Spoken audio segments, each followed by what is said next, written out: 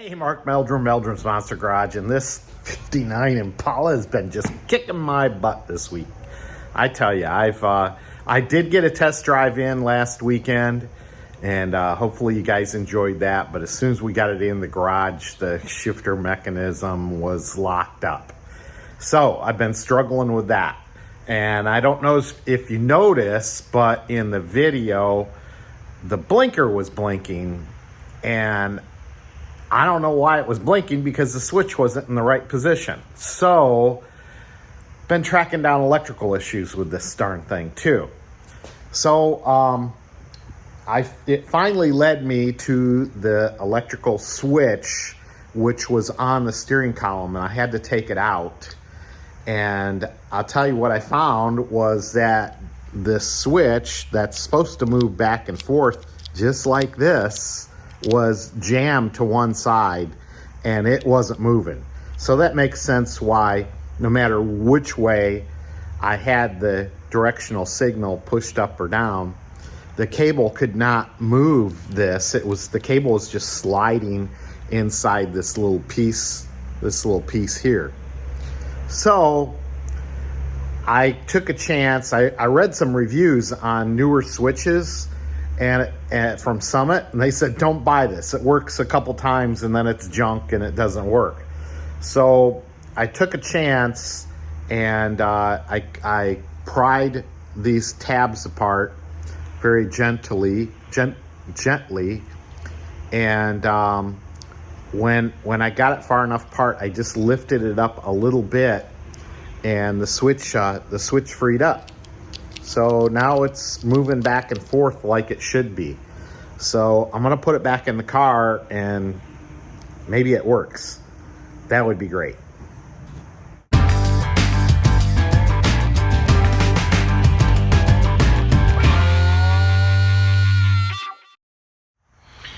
Well, I'll be dipped. We got that thing working. Look at that. We got this directional working. Well, let's go up front and see if we got that directional working. I got some stories to tell you about the front end up here too. Look at that. Got that working. All right.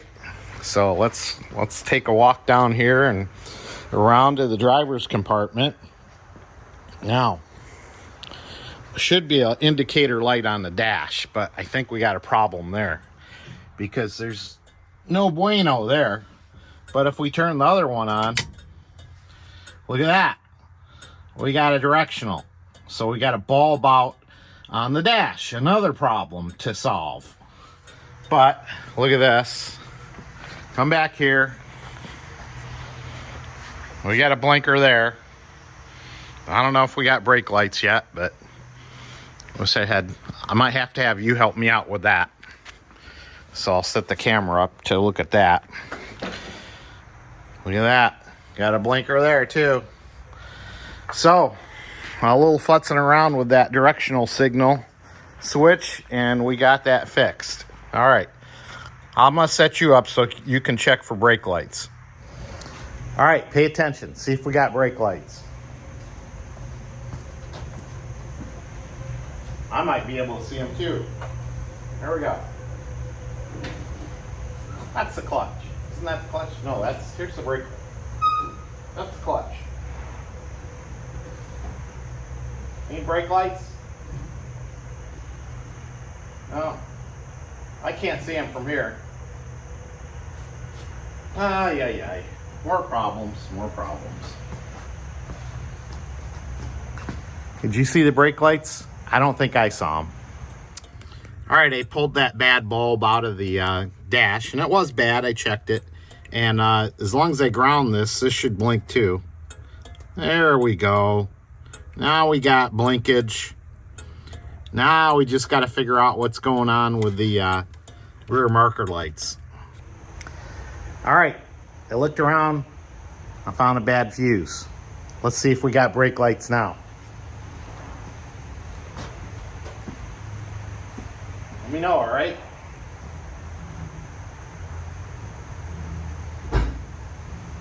Looking good? Kinda? Pretty sure I can see one.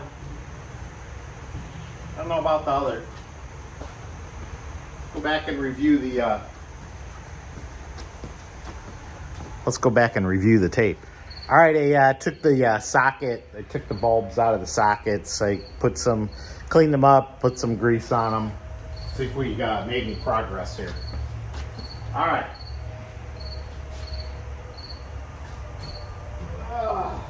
Step on glasses.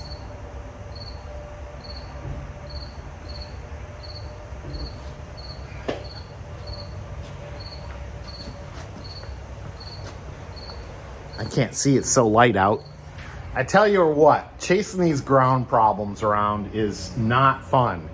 And boy, look at all this nice shiny paint, but it doesn't help when you're trying to make a screw ground for the license plate light. See, I don't know if you can see that, but there's a light there. Over here, it's not working because the ground's not working. And basically, it has to ground itself to this body and get back to the battery. And what I had to do, there's so much paint on the underside of this. I mean, I appreciate the paint being there. It's beautiful. But it doesn't help you make grounds. And you need to take a screw. And in this case, let me see if I can show you this. There's a little, here's the bulb, okay? And it has to plug in to a little socket here. I'll show you that in a second. But I've got to grind back a little bit of paint off of here so that, we can make a ground. So I'm just going to take a little bit.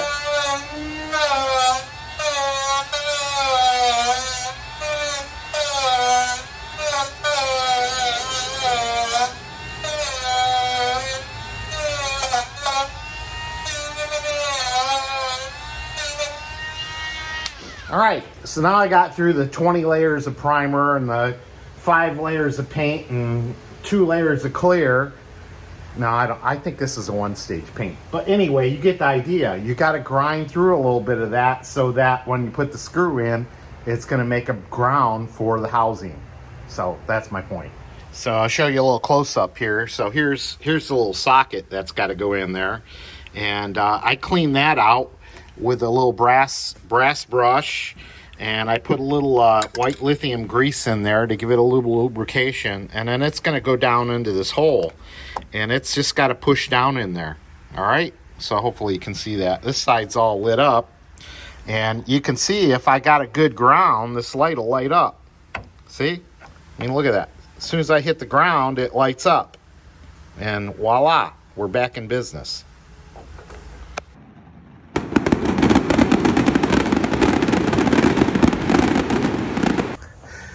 Hey, Mark Meldrum, Meldrum's Monster Garage, and we're back here after Labor Day. What a weekend we had. And oh my gosh, it's a beautiful weather here in Northeast Ohio right now. It's hoodie weather. I'm telling you, it's crazy.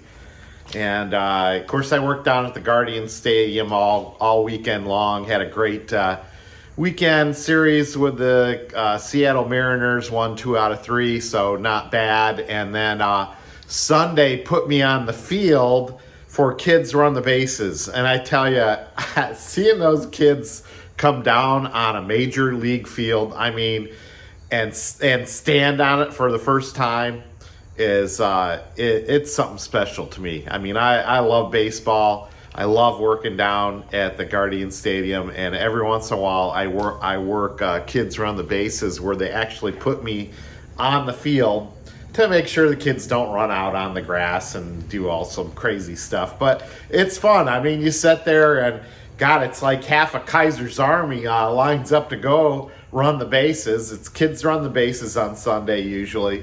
And when they hit that field and start walking down there towards the bases, it's something else. They enter the stadium area from the right field area, and then they walk past where I was down the first base line, and give them a little high five, or say, yeah, it's real grass, or just see their faces just light up. Even the adults are just lit up, and the adults are allowed to run the bases too. And I told my wife, hey, you're a kid, why don't you run the bases? Just because she came with her cousin Terry to the baseball game on Sunday, and they ran the bases too. I got some video of that to show you. But yeah, that was a lot of fun. But here we are Monday. We're back to electrical issues on this Impala as I'm setting up the video for you guys. Oh my gosh, you're not going to believe this. So I got it all the way down to having a problem with the, let's see, the passenger side right blinker. And in the engine compartment, I've got the key on, I've got the light on. And when I first turned the key on, there was nothing. I mean, this morning, there was nothing. And then I came back here, and as I'm setting up, and one of the lights was on. Just this light right here was on. And then I walked away again, and all of a sudden, both lights start flashing. So we've got a light here, can see, and a light here, can see. Now I've got these set up with temporary grounds here. Let me get you off the stand here, and I'll tell you. I got so frustrated last week. I walked out of here kind of quick, and I left my phone sitting on the stand. Mike brought it back to me. But one of the reasons I was so frustrated was it didn't make any sense to me. Here I found a good ground, and I got some jumper. We got this little set of jumper leads here, test leads, and I hooked each one of them up as a ground, and I got nothing. But now I'm sitting here, and I don't know. All of a sudden, these things started working. I mean, I was all set to, I thought it was maybe the bulb. So I had brought some extra bulbs over today from Meldrum's Monster Garage, but I'll be dipped. Look at this thing running now. Now, I also have another ground strap I brought over today, and I'm going to hook that up. I've got a ground strap. Let me show you guys. I don't know if you'll be able to see it. I got a ground strap up here that I installed on the block because we know we got a good ground going right to the engine block here. So last week, Paul Tanner had stopped over, so I hooked up a lead from here to the firewall. So I got a good chassis ground. Not a chassis ground, but a body ground. I don't know. Maybe I need to set up a chassis ground too. So let's experiment a little bit further now that both lights are flashing like they should be. And you can see that on the dash it's flashing. Looky there. All right. Got the front bulb flashing. These electrical gremlins they're just crazy. I don't know. Now I know I got a good ground on that because I took all this apart and cleaned it up and made sure I had a good ground to the chassis there. So these electrical gremlins at the end really get you. They got us on the 70 Chevelle, and they're getting us on this Impala too. So let's see what happens when I put the bulb back in the lens area now. All right, this one's been driving me nuts. I only had tail lights, brake lights on the left side. Now I got them both on the right side, and here's what it turned out to be. I was playing with all these electrical connectors. I thought maybe there's something screwy in there, but no. It goes back to the switch I worked on earlier in the week that I was showing you all about. It just wasn't adjusted correctly, or maybe the contacts were dirty. So let me see if I can get you in here. Let's see here. Here's the switch right here. I got it connected up right now.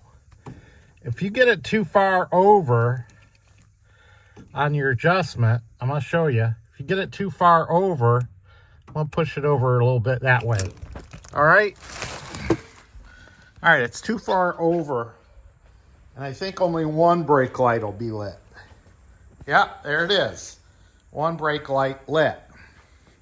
And if you get it too far over the other way, the other brake light will be lit. So you got to get the magic spot right in the middle on this. So we're going to try to, hard to do this with one hand, try to show you guys. But got to get it back in the middle. You can kind of feel it. See, it's kind of in the middle now. I don't know if you can see that. Let's see. Oh, bear with me. See if we got both brake lights now. There we go. Now we got both brake lights. So let me get this back together and see if we're operational. Oh, by the way, I just stuck something in there so the brake switch would stay on. Hey, I thought I'd show you one more thing since I unwrapped all the wire to make sure I didn't have a short somewhere. And I'm wrapping the wire back up. Now, this is non-sticky tape. You don't, when you wrap these wires together, you don't want to use the sticky tape, because if you have to take it apart in the future, you're going to have a problem, because that glue is going to melt and sticky, and it's going to be all over your wires. It's going to be a mess. But one thing I wanted to show you is this is a little black wire that comes up to go to your license plate light, and you have to split it off from the main harness. And Chevrolet, in their infamous wisdom, actually put a little white stripe there so you know where to break it off. So I'm going to wind, and I'm going to let this wire out of the loop and keep winding and going all the way across. So pretty ingenious of Chevrolet to kind of think about that for their rear wiring.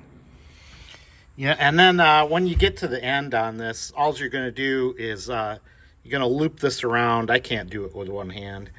And you're just going to tie a knot right there, because there's no stickiness to, there you go, I got it done with one hand. There's no stickiness to hold the tape together, so you're just going to tie a knot on the end. All right, I promise. Last time I have you help me out here to check out these rear lights. I mean, isn't the back end of this Impala just beautiful with those cat eyes? But, you know, it really threw me for a loop. I thought we were chasing the ground, and here it was, just that little switch. I cleaned the contacts on that, make sure that switch was working right and adjusted properly on the steering column. So let's do one final check here. All right. So I'm gonna hit the brakes first. All right, we got brake lights. I can see it in the camera. Now we're gonna do the blinker here. Okay, I can see the driver's side blinker. There's the passenger side blinker. I'm gonna hit the brakes while this is going on. Make sure that works. Yeah, and it keeps blinking. I'm keep my foot on the brake and do the other signal. Okay, yeah, I'm in good shape there. I'm gonna turn the lights. I'm gonna turn the lights on here. All right, I'm gonna come back and look, because those are a little bit dimmer. These are the running lights. Okay, I can see them. They're on. Running lights are on. I'm gonna hit the brakes. All right, that looks good. I'm gonna hit a blinker. All right, I see blinkage. And it's blinking pretty good too. I want to show you one more thing I did today. I added in a higher amperage blinker. All right, so that looks good. I'm going to hit the brakes here. While we're blinking, lights are on, and it looks like our test is complete. All right, I am one happy camper. So I had this is a 323 in there, and let me show you the switch I put in there. I think the 323s are good for about 8 amps or so, but this is a 536 heavy duty switch, and this is good for 14 amps. And this is ideal for, and look at that, made in USA. This is ideal for when you're trailering and you're going to have additional lights on it. You're going to need a higher amperage flasher here, but it seemed to be working pretty good here. So we're going to use this one.